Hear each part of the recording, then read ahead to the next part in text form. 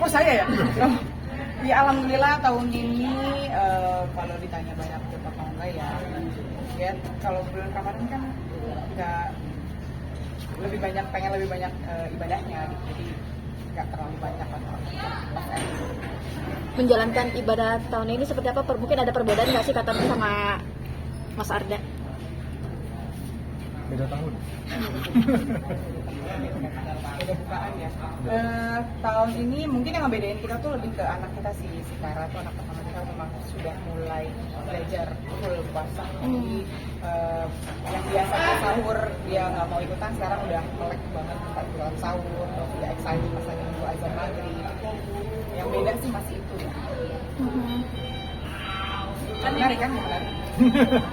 Ada drama-drama jam 12 siang nangis minta buka nggak sih kan anak pertama? Mas Arda diem aja ya, saya lagi yang jawab ya. Oke, Mas Arda. Lagi ngomongin apa? Baru bangun ya. Oke, kalau jam 12 siang sih enggak ya, mungkin jam 10 juga ngeluh sakit. Karena kan pulang sekolah terus kayak tiba-tiba bunda aku pengen buka, tapi karena memang dia umurnya masih mau 8 tahun ini, jadi kita masih belum bisa memaksakan gitu. Jadi masih coba-coba lah yang dia ngelihat teman-temannya puasa, ngelihat orang tua puasa, kan habit itu yang memang kita ajarin tuh bukan dari bagaimana lu kamu harus puasa, tapi apa yang dia lihat. Jadi sampai detik ini sih ya mas, jadi mas dulu ya, nanti dulu mas, begini ya. Ya itu apa namanya tadi memang belajar. Masih belajar. Justru yang belajar juga bukan cuma anaknya, orang tuanya pun belajar. Kitanya juga belajar sabar untuk ngajarin mereka puasa. Karena kan ngajarin anak tentang agama itu kompleks ya. Jadi memang harus mengasih contoh pelan-pelan. Tapi hal yang dia lakuin diapresiasi. Ya. Ada menu wajib berbuka nggak sih teh buat kalian berdua mungkin? Gak ada sih, paling karena kalau Menu. Yang penting menu bersama.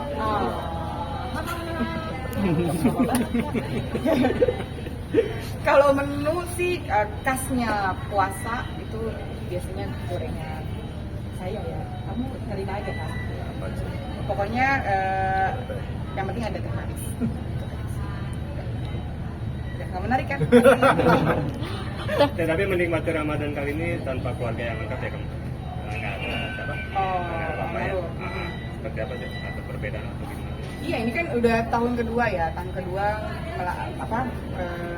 menjalankan ibadah Ramadan yang memang ibadah puasa yang memang tanpa apa-apa gitu. Jadi ya mungkin perbedaannya karena aku memang sudah tidak tinggal serumah, jadi ya nggak terlalu terasa gitu. Dan mungkin pas lagi Lebaran itu pasti akan terasa banget gitu, nggak ada sosok yang harus ditambah. Biasanya kan sungkem pertama biasa ke papa, sekarang udah ke mama langsung, jadi ya berasa sosoknya nggak ada. Tapi kenangan-kenangan yang kayak kemarin juga kayak sempat kayak sekelibas ingat gitu aja. Oh iya, biasanya nih beliau kalau misalnya jam-jam segini udah kayak nonton acara ini nih, terus atau enggak nungguin makan ini nih. Pokoknya ya Bedanya langsung sebelum puasa langsung masuk makam. Iya, sebelum puasa. Puasa masuk makam. Ziarah. 10 tahun pernikahan kemarin ramai lagi mungkin tentang kisah perjuangan Kalian berdua. cinta dia Mas Arda dan Ada yang sempat jual TV sama jual. mungkin Gimik itu gimik. ini seperti apa? Jadi tayangin yang tadi ya, tolong. Gak pandang. 10 tahun pernikahan ya sih. Emang bener ini tahun 10 ya pernikahan. Ya kadang memang yang ditampilin di sosmed itu adalah merefleksi kita sih. Kita sudah apa sih biasanya dari tahun-tahun balik ke tahun ternyata dari berdua sekarang udah berempat. Jadi, perjuangan itu memang kerasa. Tapi kan sebuah hubungan itu nggak cuma pencapaian doang. Kadang kalau pencapaian nggak ada capek, nggak ada ujungnya, kayak jalan tol nggak ada ujungnya. Jadi sekali merefleksi untuk bahwa apa sih yang kita sudah lakuin. Makanya kadang dengan 10 tahun ini makanya saya kasih dia buku sebetulnya. Saya bikinin dia buku. Bukan ngasih buku, bikinin buku ya. Jadi bikinin buku yang dia pun proses bikinnya nggak tahu. Tapi ketika buku itu udah jadi, dia baca, Ya, ternyata banyak kisah-kisah yang dia pun nggak tahu bahwa saya ada deal tertentu sama apa almarhum, jadi dia pun nggak tahu. Di buku itu akhirnya saya ungkap satu persatu ya perjalanan-perjalanan ini. Kak Tantri gimana? Kak Tantri perasaannya gimana nih dikasih buku ini? Pas lihat gitu. Pas baca Mungkin tahu nggak sih ya bikin Saya tahu, saya tahu dia akan bikin buku. Tapi dan dia izin juga, boleh nggak aku bikin buku tentang perjalanan kita. Boleh, tapi aku tidak tahu sama sekali proses dia menulisnya seperti apa yang dia tulis, karena memang buat aku itu kayak jatuhnya kan lebih ke personal dia aja gitu, bagaimana point of view-nya seorang laki-laki memperjuangkan seorang perempuan. Enggak. Maksudnya perjalanan laki-laki gitu, bagaimana berjuang mencari cinta sejati. Kasih Pak. Jadi kalau dari aku waktu pas lagi pertama kali aku jadi pas fisiknya itu dapat, aku adalah orang pertama yang ngebuka dan membaca. Jadi pas lagi di pesawat pas habis nanggung itu nangis kejar-kejar karena aku nggak pernah tahu ternyata segitu effortnya memperjuangkan yang memang menurut aku tuh kayak ya kita perjalanan kita kan memang selayaknya pasangan biasa, tapi pas lagi dirunut lagi oh iya ya ternyata seberat itu ya kita berusaha untuk bisa meyakinkan diri kita untuk you are the only one gitu, dan sampai ke pernikahan gitu. Jadi memang buat aku pribadi sebagai perempuan priceless banget dibuatin buku, dan itu sejujur-jujurnya sampai ada momen dimana yang tadi Panda cerita perihal dia dealing dengan almarhum papaku, dan aku bacanya saat papaku udah nggak ada. Jadi kebayang nggak sih yang kayak ya Allah ternyata sampai begini ya gitu, kamu datang ke rumah dan aku nggak tahu gitu, untuk minta anaknya. Aku cuma tahu pas lagi dia sudah, ternyata sebelum itu dia sudah melakukan dealing tertentu terhadap papaku. Jadi ya buat aku lumayan menguras emosi sampai yang ternyata Tante itu sebajingan itu ya. Enggak ya sih. Mas Arda sampai sedetail itu artinya mengungkapkan semua proses di buku. Mungkin apa sih yang pengen garis benang merahnya yang pengen lu sampaikan ke halayak untuk buku sendiri? Nulisnya sebenarnya cepet. Yang sulit adalah saya nggak bisa ngelanjutin nulis. Karena beberapa memori kita pasti punya memori-memori yang kurang baik dan segala macam. Itu kan cerita-cerita yang sebetulnya wah udah saya tutup, tapi tiba-tiba saya sengaja munculin lagi, saya nggak kuat gitu. Saya mau berhenti aja dulu, tapi ternyata banyak banget yang wah nggak kuat ya, kok begini banget ya. Tapi setelah saya meyakini bahwa ya memang nggak apa-apa, lanjutin aja, ada manfaat. Mungkin kesulitan yang dialami dulu jadi pelajaran buat orang lain. Oke, akhirnya saya lanjutin dan memang jadi kado buat 10 tahun pernikahan kita bahwa ini loh yang kita sudah melewati ini gitu. Dan kita patut untuk mengapresiasi yang sudah kita patut. Tidak masalah. Selama nulis juga sempat ke psikolog malah. Iya, jadi ke terapis mental, karena memang kan ternyata se-effort itu menulis sebuah tulisan, terus dia harus menguras emosi-emosi pas yang memang sudah lama dia pendam, akhirnya kan dibuka lagi. Nah itu yang aku bingung, kenapa sih kok sampai kayak gini sendiri, karena aku nggak tahu kan apa yang dia tulis kan. Terus kayaknya aku butuh teman curhat, aku temenin, tapi ternyata aku tidak memberikan solusi banyak karena kan aku bukan ahli di bidang itu ya. Cuman kayaknya memang kita harus butuh terapis deh, sampai ke terapis untuk bisa rilis ya. Itu berapa lama Mas Arda? Bisa di-spill nggak sih poin yang di-dealing nih mungkin suami sama yang dealing tadi, tapi poinnya apa sih yang di-deal sampai bikin terharu banget sampai nangis gitu, mungkin apa ini sih, emang deal apa sih gitu? Yang aku tahu kan Panda cuma datang ke rumah waktu itu cuma buat gimmick di sebuah video klip. Nah, jadi kita sempat bikin satu buah lagu, namanya judul lagunya kan Pelabuhan Terakhir, sama dengan judul bukunya Pelabuhan Terakhir. Itu yang aku lihat kan memang di klip itu memang Arda datang ke rumah untuk minta izin. Itu sebatas itu aja. Aku nggak ngerti memang sebelum dia minta izin seperti apa. Dan mungkin aku secuek itu, jadi nggak nanya ya gimana kamu izinnya apa segala macam. Terus tiba-tiba di buku itu ternyata dia sudah datang ke rumah sendiri tanpa ngomong sama aku, ngomong sebagai laki-laki yang memang saya serius dengan anak bapak, saya ingin menikahi anak bapak. Itu aku langsung ngebayangin muka papaku sih, karena papaku nggak ada. Aku kan pengen nanya, bener nggak ada ngomong itu? Aku mau nanya sama siapa, papaku udah nggak ada. Jadi ya aku cuma udah pas sampai Jakarta telepon, kamu ngapain kemarin waktu itu, akhirnya cerita sudah iya ini segala macam. Ya semenjak buku itu ada, kita jadi banyak diskusi hal-hal yang mungkin tidak pernah kita bahas. Ya, kalau dulu mungkin saat mendapatkan dia gitu, mungkin akan dipikir apa sih cowok ngebahas hal-hal ini, apa yang sudah dilakuin gitu, enggak. Tapi karena ini sebuah pernikahan yang sudah berjalan sampai 10 tahun, ya masih sumur, ya masih, ya amin lah. Tapi diapresiasi itu perlu seorang. Jadi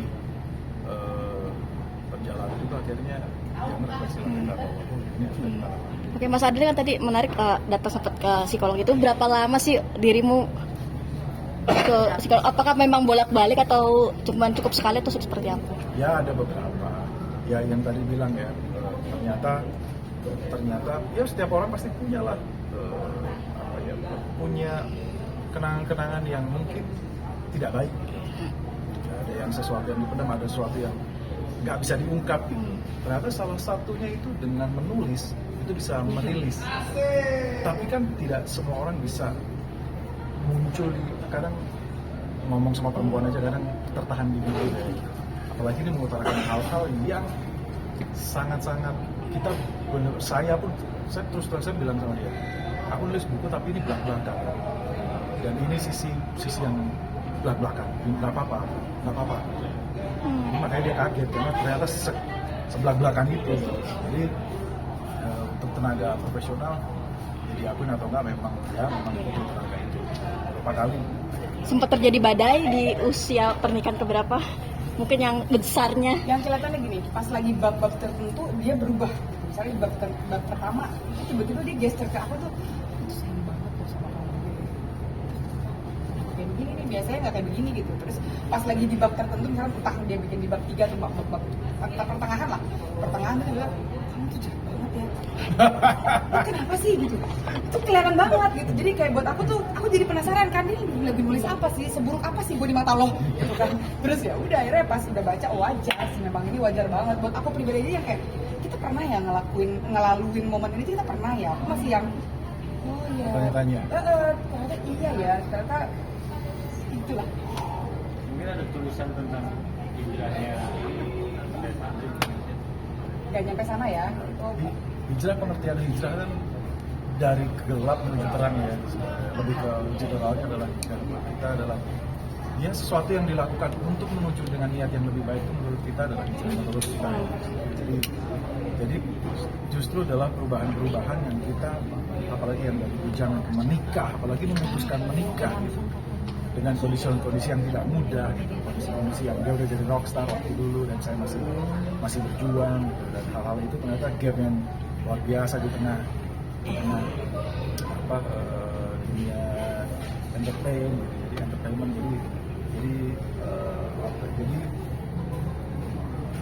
jadi karena kita jujur untuk diri kita sendiri dan kita memperjuangkan itu, makanya itu kita sebut bahwa kita melangkah dari yang benar. mau pergi haji juga ya? Janji itu bahasanya. Doain aja, doain. Bismillah. Insya Allah boleh. Jadi haji Apa? Hadiah apa? jadi haji ya Karina. Oh, Masya Allah. Oh, Iya juga ya. oh, gitu. Kok sumpah, saya nggak ngerti ya itu. 10 tahun ya. Ya, doain aja insya Allah berangkat bulan Juli. Semoga niat baik membawa berkah, terus menular juga rezeki baik. Amin. Itu jadi salah satu target atau pencapaian di usia pernikahan 10 mungkin semua hajinya itu gimana? Saya tuh baru kalau itu. Maksudnya salah satu pencapaian atau perayaan gitu. Nggak ada sih, kita nggak kepikiran ke sana ya, justru memang ini kita dapat rezeki yang Allah kasih gitu, karena aku tuh jujur ya daftar haji itu baru bulan September tahun lalu. Jadi sepulang umroh itu daftar haji ONH, jadi bukan yang full roda. Itu tiba-tiba jadi ceritanya seperti itu, buat konten kalian. Jadi tidak sebenarnya tahun lalu itu tahun 2023 tuh aku tuh dapat kesempatan alhamdulillah 2 kali umroh. Jadi umroh yang pertama itu di bulan Februari kalau nggak salah, itu sempat mengucap doa untuk bisa haji sama umroh satu tim kotak dan juga tim kotak gitu, dengan tim produksinya ya, tim krunya. tiba-tiba Allah ijabah di bulan September aku daftar untuk haji karena memang sudah niat itu. Terus akhirnya dijabah di bulan November kita berangkat manggung di Jeddah plus umroh dengan kotak dan juga satu tim gitu. Aku langsung kayak, Masya Allah kok ini gampang banget ya, ditambah cepet banget gitu. Terus tiba-tiba pas nyampe sana, lah kok aku sepanjang perjalanan umroh tuh aku hate gitu. Jadi aku nggak bisa masuk ke Masjidil Haram, terus pokoknya nggak bisa melaksanakan ibadah umroh bareng-bareng sama satu tim. Jadi mereka aja yang satu tim. Cuman pas lagi tawaf perpisahan waktu pas lagi di Masjidil Haram, aku doa di depan masjid itu cuma ngomong gitu doang. Ya Allah, kalau misalnya memang saya tidak diizinkan saat ini untuk bisa melihat Ka'bah, permudah saya untuk melaksanakan ibadah haji, percepat ibadah haji saya. Itu lalu langsung pulang dari sana. Selang sebulan Desember siapa yang punya travel tuh ngomong, saya nggak ada update status saat itu, jadi kan nggak ketahuan gitu kalau keinginan saya seperti apa, yang tahu cuma yang di atas. Mau percepatan nggak? Bisa percepatan nih tahun ini. Masya Allah. Jadi ya ternyata memang ya itu mungkin kado dari Allah. Kitanya sendiri sih aku udah pasrah di tahun 2029 harus berangkat, terus tiba-tiba dapat percepatan, makanya aku minta doa semoga diberikan kelancaran aja, kelancaran kesehatan, semoga ya rasa senangnya kami bisa menular sama orang-orang yang juga ingin merasakan cepat ke Baitullah. Bismillah. Amin. Berarti sekeluarga kah berdoa? Masya Allah. Manasiknya udah ya kan kemarin? Manasik pertama, manasik kedua nanti. Gak usah dikontenin. Mau nanyain. Oke.